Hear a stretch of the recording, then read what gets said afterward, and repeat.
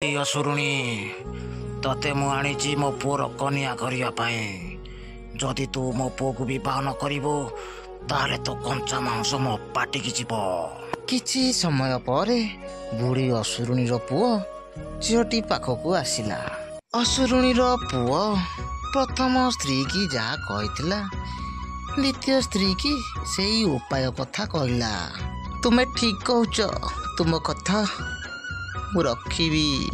धनरे काली तोर तृतीय विवाह आउ मोर सिद्धि हेबार दिन सेथिपाई तो मार गुमर कथा क्या कहबुनु नले मो सिद्धि भस्म हो। ए हूँ मो पुओ आज तो स्वामी जदि तू आको विवाह न करिबो ताले तते मारी खाईदेवी आउ तो हाड़ कंकाल को नदी रे फिंगी देवी।